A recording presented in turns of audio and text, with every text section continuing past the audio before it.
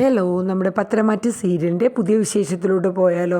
അങ്ങനെ നമ്മുടെ കോടതിയിലെ കേസും കാര്യങ്ങൾക്കൊക്കെ ഒരു തീരുമാനമായി. അങ്ങനെ അനന്തപുരി തറവാട്ടിലെ അവരുടെ ആ 6 പേരിൽ കൊടുത്തിരുന്ന കേസ് കോടതി പിൻവലിക്കുകയും അത് മാത്രമല്ല അനാമികയും അച്ഛനെയും വേണ്ടുന്ന രീതിയിൽ കോടതി താക്കീത് കൊടുത്തുള്ള രീതിയിലാണ് കേസിന് വിധി വന്നിരിക്കുന്നത്. അതായത് അനാമിക ഒരു ഡ്രഗ്സ് എഡിക്റ്റും അതുപോലെ മദ്യലഹരിക്കും അടിമപ്പെട്ട ഒരു സ്ത്രീയാണെന്നും ഇതുപോലെയുള്ള വലിയൊരു കുടുംബത്തിന് കരിവേരി തേക്കാൻ വേണ്ടിയിട്ട് സമൂഹത്തിലെ മറ്റുള്ളവരുടെ മുമ്പിൽ ഇൻസൾട്ട് ചെയ്യാൻ വേണ്ടി മാത്രമാണ് അവർ ഈ പൈസയ്ക്ക് വേണ്ടിയിട്ടും എന്നുള്ള രീതിയിലൊക്കെ കോടതി കേസ് വിധിയാക്കുകയാണ്. അങ്ങനെ അനിയെയും അതുപോലെ തന്നെ അവരുടെ കുടുംബാംഗങ്ങളെ എല്ലാം കോടതി നിരപരാധികം വിട്ടയക്കുകയാണ് ചെയ്യുന്നത്. അപ്പോൾ ഇനിയുള്ള രീതി അപ്പോൾ നവീൻ്റെ ആ ഒരു പ്രകടനത്തിൻ്റെ പെർഫോമൻസിനും നമ്മൾ അനന്തപുരി തറവാട്ടുകാർ അതിൻ്റേതായ രീതിയിലുള്ള എല്ലാ സന്തോഷവും അവർ പ്രകടിപ്പിച്ചായിരുന്നു. കാര്യം ആദ്യ കോടതിയിലെ ഒരു ഇതിൽ നവീൻ അതിന് മാത്രമുള്ള സംസാരിച്ചില്ല. കാരണം എതിർഭാഗം വക്കീലിൻ്റെ ഇതായിരുന്നല്ലോ.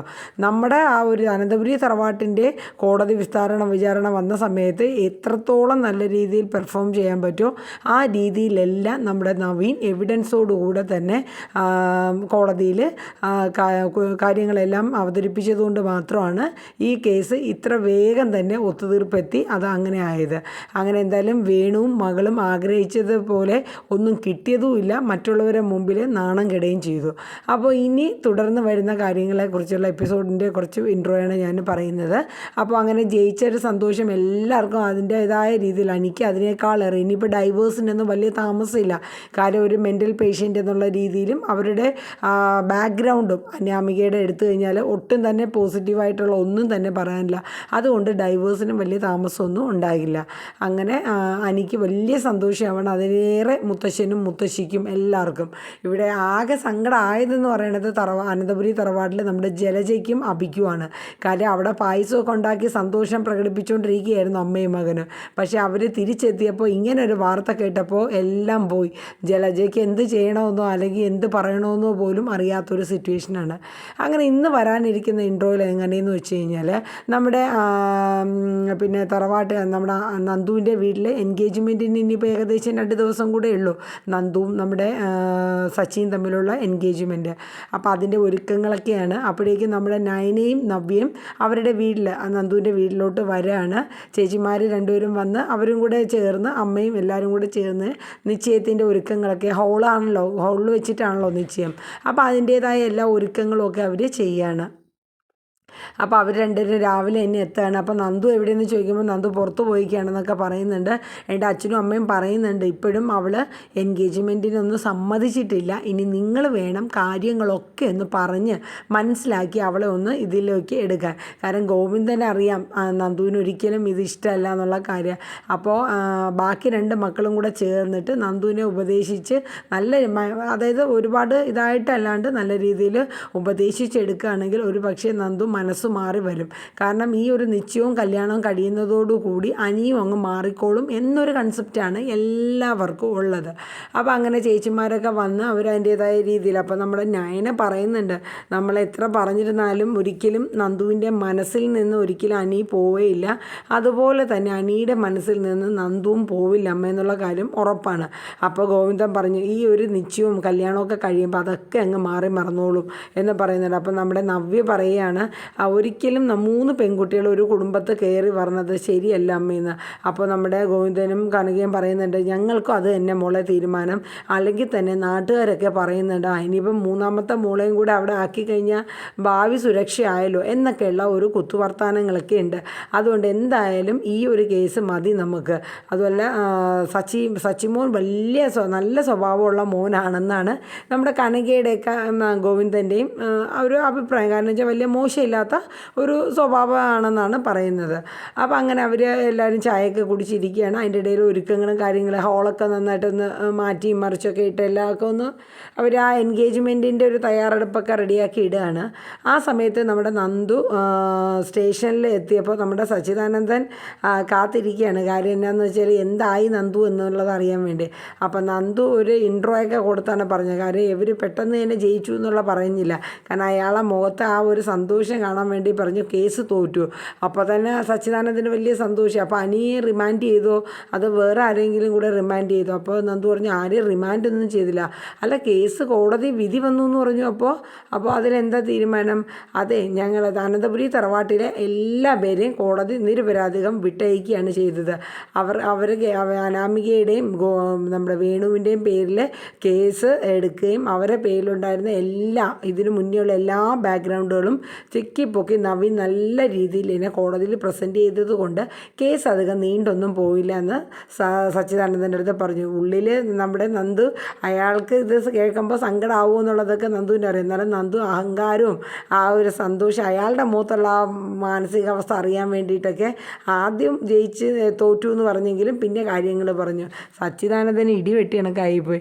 കാരണം എന്ന് വെച്ചാൽ എല്ലാം കലക്കി മറയല്ലേ, ഈ അനി കുറച്ച് നാൾ ജയിലിൽ കിടക്കും എന്നുള്ള ഒരു കൺസെപ്റ്റൊക്കെ ആയിരുന്നു സച്ചിദാനന്ദന്. പക്ഷേ പ്രതീക്ഷിച്ച പോലെ ഒന്നും കാര്യങ്ങൾ നടന്നില്ല. ഇനിയിപ്പോൾ എന്തായാലും പോട്ടെ. അപ്പോൾ അങ്ങനെ നന്ദു അതൊക്കെ പറഞ്ഞിട്ട് പോവാണ്. അപ്പോഴേക്കും നമ്മുടെ സ്റ്റേഷനിലെ ആൾ സക്കറിയ വരെയാണ്. സക്കറിയ വന്നിട്ട് പറഞ്ഞു, സാറേ നമ്മൾ വിചാരിച്ച പോലെയൊന്നും കേസ് നടന്നില്ല. മാഡം ജീപ്പിൽ നിന്ന് വന്നിറങ്ങിയപ്പോൾ സന്തോഷം കാണണം, തുള്ളി ചാടിയില്ലെന്നേ ഉള്ളൂ. എന്തായാലും സാർ ഇനി സൂക്ഷിച്ചോണം. ഞാൻ എന്തിനാണോ സൂക്ഷിക്കണതെന്ന് സച്ചി ചോദിക്കുമ്പോൾ പറയും, അല്ല ഇനിയിപ്പോൾ ഇവർ തമ്മിൽ എങ്ങനെയാണ്, ഇനിയിപ്പോൾ ഡൈവേഴ്സൊക്കെ പെട്ടെന്നാവും, അപ്പോൾ ഇവർ തമ്മിൽ എങ്ങനെയാണ് എന്നുള്ളതിൻ്റെയൊക്കെ ഒരു ശ്രദ്ധ സാറ് വെച്ചോണം. എടോ താൻ ആവശ്യമില്ലാത്തതൊന്നും പറയില്ലേ. ഞാനുമായിട്ട് എൻഗേജ്മെൻറ്റ് ഉറപ്പിച്ച ഒരു പെൺകുട്ടിയാണ്, അവളെക്കുറിച്ച് മോശമായിട്ടൊന്നും താൻ പറയേണ്ടെന്ന് സച്ചിദാനന്ദൻ വരട്ടി സക്രിയയുടെ അടുത്ത് പറയുകയാണ്. അല്ല ഞാൻ പറഞ്ഞു എന്നേ ഉള്ളൂ, നാട്ടുകാരൊക്കെ എല്ലാവർക്കും അറിയാവുന്ന കേസല്ലേ ഇതിപ്പോൾ, ഞാൻ സാറിൻ്റെ അടുത്ത് പറഞ്ഞു എന്നേ ഉള്ളൂ, സാറൊന്ന് ശ്രദ്ധിക്കണമെന്ന്. അങ്ങനെ ആ ഒരു കേസ് കഴിഞ്ഞ് അത് അങ്ങനെ സംസാരിച്ച് കഴിഞ്ഞിട്ട് പിന്നെ നമ്മുടെ നന്ദു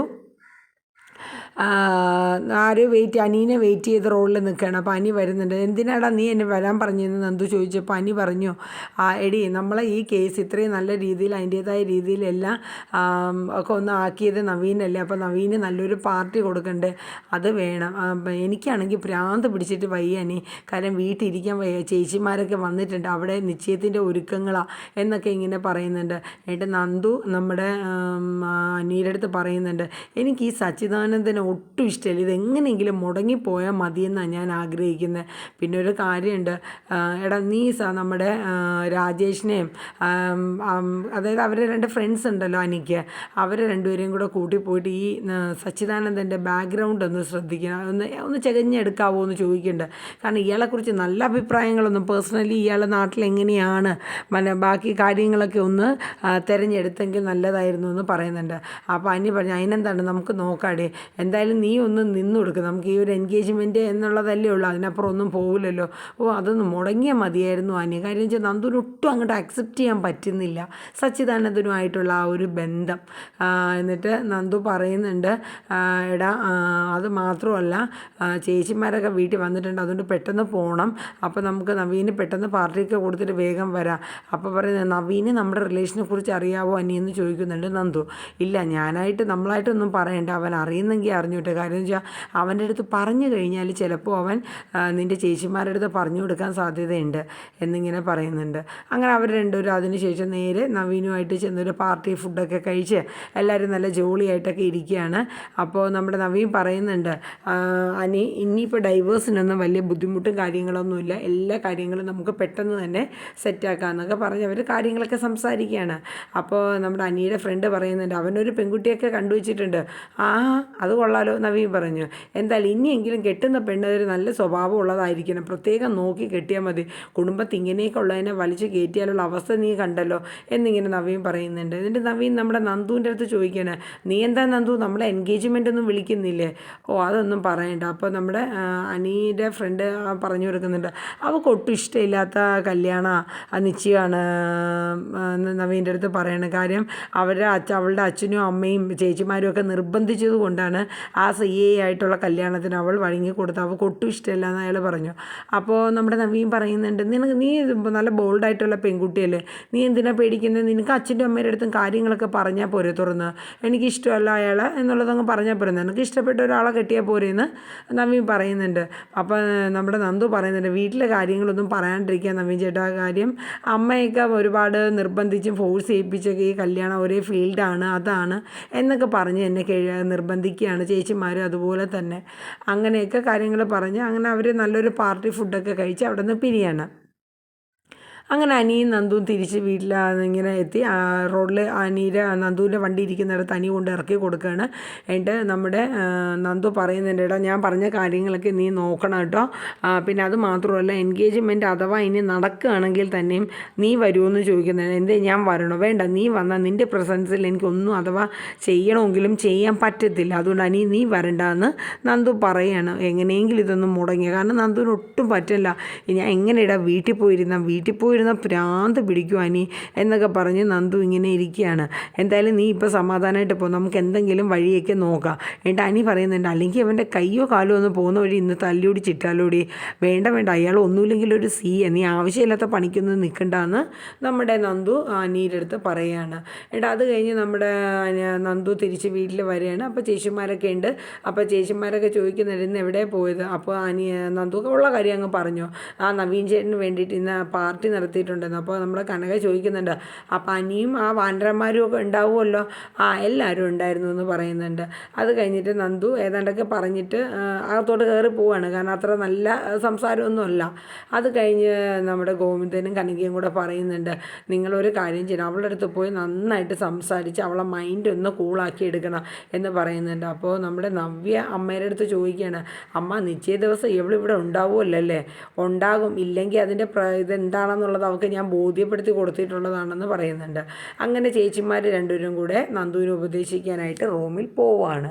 അപ്പോൾ നമ്മുടെ നൈനയാണ് ആദ്യം പോകുന്നത്. പോയിട്ട് നന്ദുവിനോട് പറയും, മോളെ നീ ഇനിയിപ്പോൾ നമുക്ക് ഈ അവസരത്തിൽ ഒന്നും ചെയ്യാൻ പറ്റില്ല.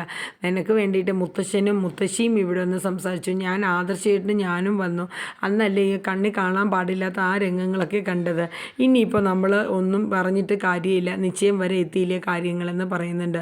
അപ്പോൾ നന്ദു പറയുന്നുണ്ട്, അനീനെ എനിക്ക് വിവാഹം കഴിച്ചില്ലെങ്കിലും കുഴപ്പമില്ല നൈനേജ്, പക്ഷേ ഇയാളുമായിട്ടുള്ള ആ വിവാഹം എങ്ങനെയെങ്കിലും ഒന്ന് മുടക്കാമായിരുന്നു എന്ന് നന്ദു സങ്കടപ്പെട്ട് പറയണം. മോളെ അയാൾ നിനക്ക് മനസ്സിൽ ഇഷ്ടമില്ലാത്തത് കൊണ്ടാണ് അങ്ങനെ തോന്നുന്നത്, അല്ലാതെ വേറെ കുഴപ്പമൊന്നുമില്ല. അപ്പോൾ നമ്മുടെ നവ്യയും കയറി പറയണം. എന്നിട്ട് നവ്യ പറയുന്നുണ്ട്, ഓഹോ നീ ഇതിന് സപ്പോർട്ടാണല്ലേ അനിക്കും നന്ദുവിനും ഇതിന്, നീ അതിനുവേണ്ടി ആദർശേട്ടനെയും കൂടെ ഇവിടം വരെ കൊണ്ടുവന്നായിരുന്നു അല്ലേ?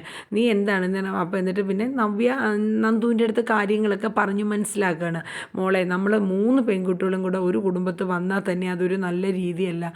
അത് മാത്രമല്ല അനിയുടെ അമ്മയ്ക്കാണെങ്കിൽ ഒട്ടും തന്നെ ഇഷ്ടമല്ല, അബിക്കും അമ്മായിക്കും ഒട്ടുമേ ഇഷ്ടമല്ല, പിന്നെ എനിക്കും അത്ര വലിയ താല്പര്യമൊന്നുമില്ല.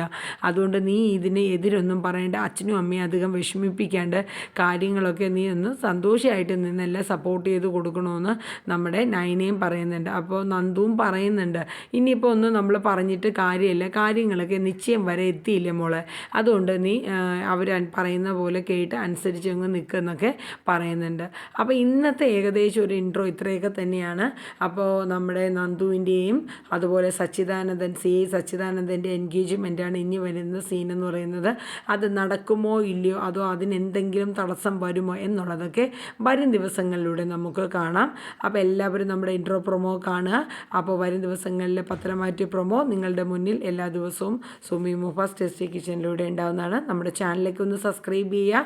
നിങ്ങളുടെ വിലയേറിയ അഭിപ്രായങ്ങളൊക്കെ കമൻറ്റ് ബോക്സിൽ രേഖപ്പെടുത്തുക. അപ്പോൾ എല്ലാവർക്കും നല്ലൊരു ഡേ ആവട്ടെ എന്ന് വിഷ് ചെയ്യുന്നു. Tata, bye bye, take care.